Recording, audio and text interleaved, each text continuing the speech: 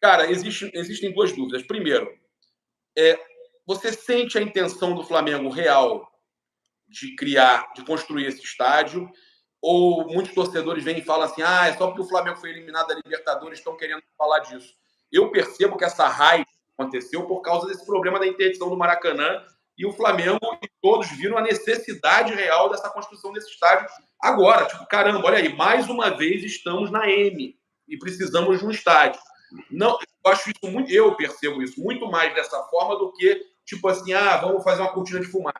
Eu queria ouvir de você, se você acha que isso vai acontecer. Eu acho que vai. Conheço o Landinho. O Landinho é um cara que ele vai até o fim. Eu acho que ele vai querer ter o Maracanã junto com o Fluminense e mais um estádio. Mas eu queria ouvir a sua opinião. Segundo, se você sabe realmente, é para 110 ou 120 mil pessoas. Tem até uma pergunta aqui do Nick FS. Se fizer, passa bem feito, 120 mil pessoas. Na verdade, é um comentário. Arquibancada vertical, verdadeiro paredão de concreto, perto do campo e acústica infernal. Aí eu pergunto, tem alguma perspectiva já, né? E não pode fazer o estádio Galo Cego, né? Que o do Galo lá o cara... Assim, Gabriel, primeiro, isso não está surgindo porque o Flamengo saiu da Libertadores. Aliás, quando nós naquele dia da inauguração do museu, que a gente acelerou um pouco essa conversa, o Flamengo ainda estava na Libertadores. Então, assim, não é uma coisa, eu acho que não tem a ver com a outra. Eu acho que por que ficou um pouco na gaveta essa história durante o período, e eu sempre fui muito cobrado por isso, porque falo muito desse tema. Eu acredito que o Flamengo tinha assim, duas questões. Primeiro, a transição de governo, né? Ver um pouco quem estava chegando e tal. Acho que isso, de alguma forma, esfriou um pouco essa discussão.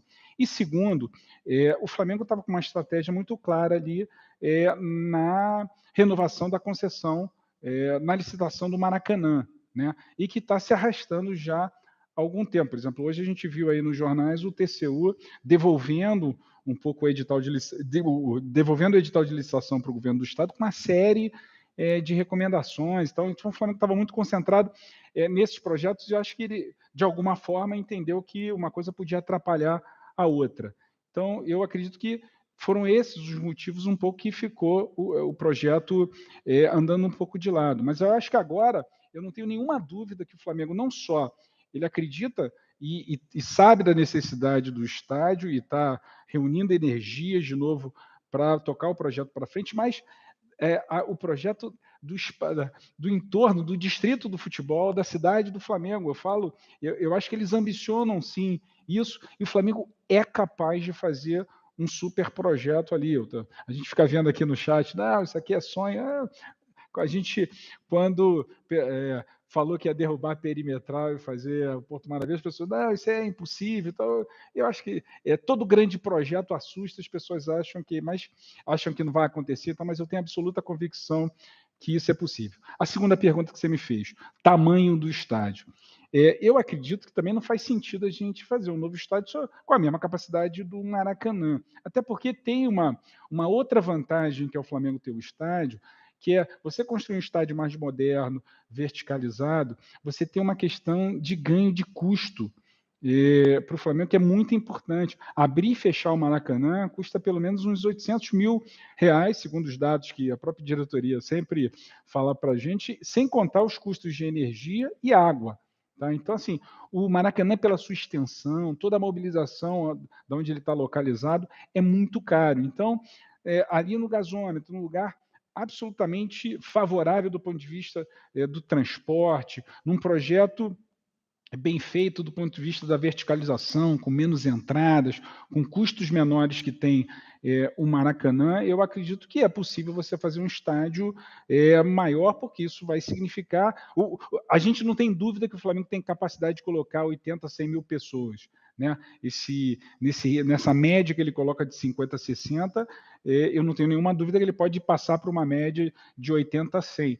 Agora, vai depender um pouco também dessa estruturação desse projeto financeiro, essa equação econômico-financeira e de engenharia que o Flamengo montará para o novo estádio. Mas eu, particularmente, eu sou um economista, não sou engenheiro, eu acho que é plenamente possível um projeto com uma maior capacidade e acredito que seja algo em torno de 100 mil torcedores. Falaram até 110, né? Mas pelo menos 100 mil, né? Ô, Pedro, deixa eu te perguntar. Você falou de uma pessoa que represente o Flamengo nesse projeto, um executivo. Esse cara não seria você, porque você está muito inteirado, né? Não, Mas esse cara não seria você, né? não, porque cada um tem que ter o seu papel. Meu papel é de agente político, né? Como deputado federal, é um pouco de ser um Tem um lado facilitador. de amor pelo Flamengo, né? Exato, amor Flamengo e facilitar, ajudar, juntar, ó, pegar no braço aqui, vamos na prefeitura, pegar aqui o Então time tem que lá, ser um cara especialista. tem Estão que até ser um, falando aí, falaram do nome aí do Alexandre Vrobel, que foi vice-presidente de patrimônio do Flamengo. Tem que ser um cara talvez especialista nessa área, é isso? conheço o Vrobel, é muito competente. Eu acho que o que o Flamengo escolher, e essa decisão eu não é uma decisão do Flamengo, da diretoria. O que eu soube é que já tem, parece que dois nomes ali selecionados e que o Flamengo vai levar isso para o seu conselho deliberativo para aprovar esse nome. Mas a decisão está tomada de ter um executivo com 100% do seu tempo dedicado a esse projeto. Eu acho que isso é Pô, isso é bom. um enorme avanço. E por que também eu chamei a atenção para isso iniciar logo?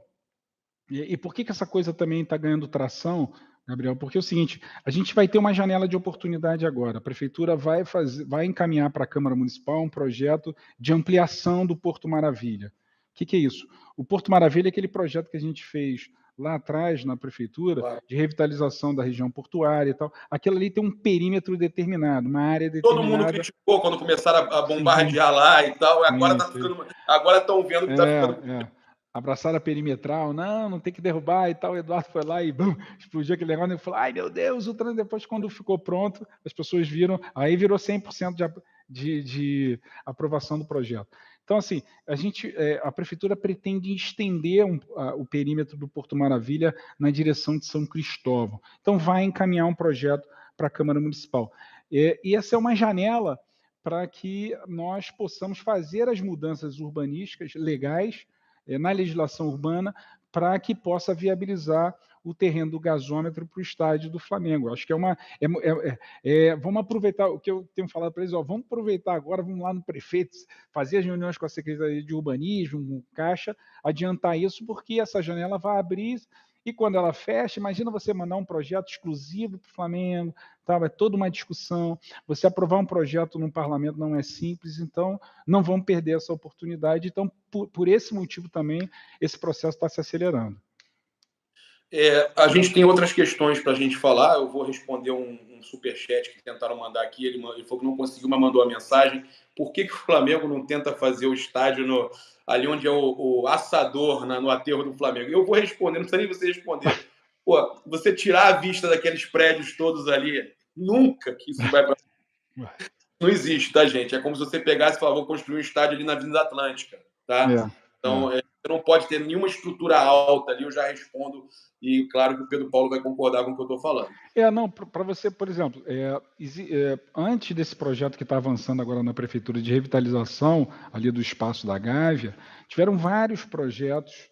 Quem acompanha um pouco essa história sabe. Teve o projeto do Shopping do Flamengo, famoso na década de 90. Sempre teve um desejo do Flamengo de ajeitar ali aquele espaço e sempre esbarrou, por exemplo, na legislação urbana, Na AMA Leblon. Impacto de vizinhança, a contrariedade ali das associações de moradores. Então, quando você faz um projeto numa área muito adensada, né, sempre você tem às vezes uma oposição mais aguerrida, mais organizada. Por exemplo, agora a gente está fazendo um super projeto de revitalização do Jardim de Alá, que é incrível. O problema tem, obviamente, democracia é isso, tem gente que é contra, às vezes uma maioria que é a favor, e não tem jeito, a gente tem que ali dialogar, mostrar, fazer. Por isso que esses projetos de mudança urbana prevêem audiências públicas, né?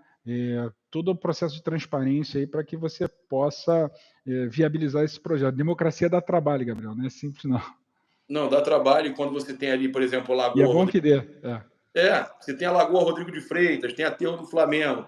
Então, são situações que eu já nem imagino mais o Flamengo buscando. Então, por exemplo, eu acho que hoje a gente tem aí o gasômetro, é certeza que é o foco, né? Eu já escutar você falar, me falaram de Duque de Caxias, mas há um problema de localização para voltar, para ir e voltar, transporte. Falaram de Deodoro também. Eu ia te perguntar, depois eu vou te fazer uma pergunta específica do gasômetro, mas localização dos terrenos. O Flamengo já definiu o que é o terreno, já está caminhando para o projeto, definiu um executivo, mas ainda existe um estudo de tipo, se não der, vamos para outro, ou já definiu mesmo, esquece os outros? Olha, todo projeto eu acredito que tem que ter um plano. Falaram do Parque Olímpico aí também, mas eu Um plano A e um plano B. O plano A, né, sempre foi, quer dizer, não foi sempre o gasômetro. Eu me lembro que eu acho que no início do ano passado, se eu não me engano, eu tive com o Landinho, uma reunião, ele, o prefeito e o Reinaldo. A gente chegou até a apresentar para ele a ideia de Deodoro, né, como uma área possível para fazer, uma área ali do Exército, e a prefeitura se colocou à disposição, e depois eles também trouxeram a ideia, e vieram com a ideia do gasômetro, e a gente não rejeitou. Mas hoje o plano A é o gasômetro. Eu não acredito que tenha ainda voltou essa ideia de ter um plano B em Deodoro. Eu acho que a gente tem que trabalhar o gasômetro ali como projeto principal. Primeiro, olhar se tem condições, quais são as condições, o que se precisa, entendeu? Eu acho que isso é fundamental. Então, já que você está falando isso, eu vou para a minha próxima pergunta, que é até do meu amigo Deco SRN, que faz o programa comigo lá, o Tropa. O Júlio também perguntou sobre isso, Júlio Miguel Neto, que era uma pergunta sobre a questão do terreno, da descontaminação do terreno. Você tem alguma informação com relação a isso? Sim, não é nada demais. Tem muita fantasia, muito fake news nessa história. A descontaminação ali é uma besteira. Esse não é nem de longe um problema significativo.